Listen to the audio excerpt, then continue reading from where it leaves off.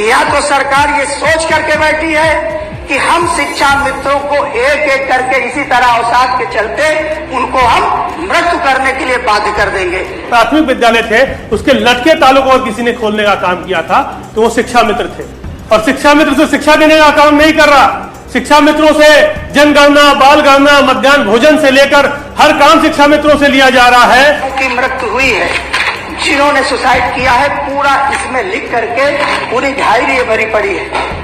माननीय सभापति महोदय, मैं ये चाहता हूं कि शिक्षा मित्रों के साथ इस तरीके का सौतेला व्यवहार न किया जाए कि कम से कम उनको इतनी स्थिति उनकी सुधार दिया जाए कि जो आए दिन वो आत्महत्या कर रहे हैं वो आत्महत्या का सिलसिला रुक जाए। या तो सरकार ये सोच करके बैठी है कि हम शिक्षा मित्रों को एक एक करके इसी तरह अवसाद के चलते उनको हम मृत्यु करने के लिए बाध्य कर देंगे।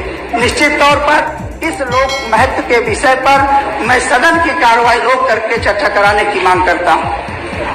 कौन रखेगा विषय? माननीय आशुतोष सिन्हा जी। मान्यवर, 1999 के बाद जब भारतीय जनता पार्टी की सरकार केंद्र सरकार में आई, भारतीय जनता पार्टी, तो जब केंद्र सरकार में आई तब से शिक्षा जो गरीब का बच्चा पढ़ता है वो गांवों में इसी में प्राथमिक विद्यालयों में ही पढ़ता है। प्राथमिक विद्यालयों में ताले लटक गए। जब ताले लटक गए तो केंद्र सरकार ने और राज्य सरकार ने तय किया कि 65% केंद्र देगा, 35% राज्य देगा, और एक शिक्षा मित्र उन्होंने बनाने का काम किया। और वास्तव में गरीब गांव में जो गरीब का बच्चा पढ़ता है, गरीब मजदूर किसान के बच्चों को पढ़ाने के लिए गांवों के जो प्राथमिक विद्यालय थे उसके लटके तालों को और किसी ने खोलने का काम किया था तो वो शिक्षा मित्र थे। और शिक्षा मित्रों ने जब शुरुआत की तो 2250 रुपए से शुरुआत उनकी हुई, और आज इतने महंगाई के जमाने में भी आज मात्र 10,000 रुपए में वो काम कर रहे हैं, वो भी मात्र 11 महीने के लिए कर रहे हैं। तो आज वास्तव में जैसा हमारे साथी कह रहे थे, आज कुशल श्रमिक से भी कम पैसे में शिक्षा मित्र शिक्षा देने का काम कर रहा है, और शिक्षा मित्र से शिक्षा देने का काम नहीं कर रहा। शिक्षा मित्रों से जनगणना, बाल गणना, मध्याह्न भोजन से लेकर हर काम शिक्षा मित्रों से लिया जा रहा है, लेकिन उनके दुख के में कोई मरहम लगाने का काम भारतीय जनता पार्टी की सरकार नहीं कर रही है।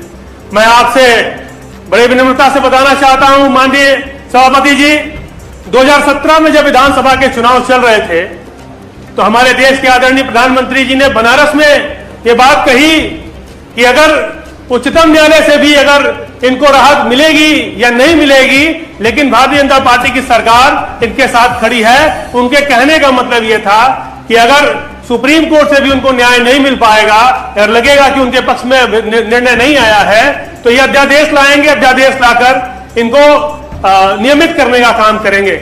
लेकिन आप उसके बाद 2017 से लेकर 2022 का भी चुनाव हो गया, लेकिन शिक्षा मित्रों के दर्द में मरहम लगाने का काम भारतीय जनता पार्टी की सरकार नहीं कर रही है।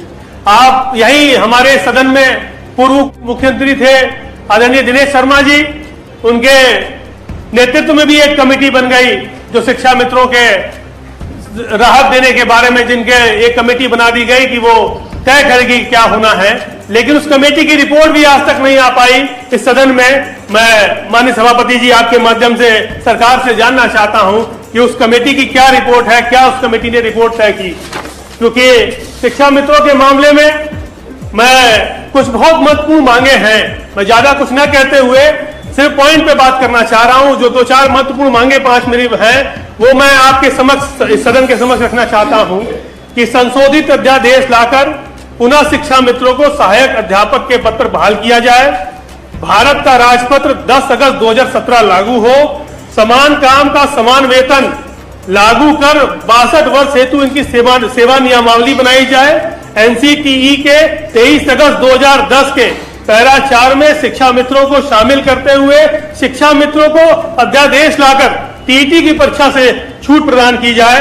जिन शिक्षा मित्रों ने इस आंदोलन में अपने प्राणों की आहुति दे दी है, उन शिक्षा मित्रों के परिवार के एक सदस्य को सरकारी नौकरी दी जाए और उसका मुआवजा भी दिया जाए। साथ ही साथ आंदोलन के दौरान जिन शिक्षा मित्रों पर मुकदमे लगे, झूठे मुकदमे भारतीय जनता पार्टी की सरकार ने लगाए हैं, वो सारे झूठे मुकदमे शिक्षा मित्रों के वापस होने चाहिए।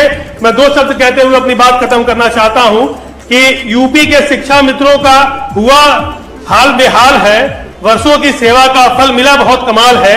बेटी सयानी बेटा भी करता कई सवाल है। आगे खाई पीछे कुआं बड़ा विशाल है। आज शिक्षा मित्रों का हाल वास्तव में बहुत बेहाल है। और हमारे नेता आदरणीय अखिलेश यादव जी ने ये बात कही कि जब हमारा घोषणा पत्र जब जारी हुआ कि हमारे घोषणा पत्र में भी ये बात थी कि जब शिक्षा हमारी सरकार बनेगी तो शिक्षा मित्रों को सम्मान मिलेगा, उनको नियमित करने का काम किया जाएगा। इस जनहित के सुनिश्चित विषय पर मैं सदन का ध्यान आकृष्ट कराते हुए इस पर चर्चा कराने की मांग करता हूं।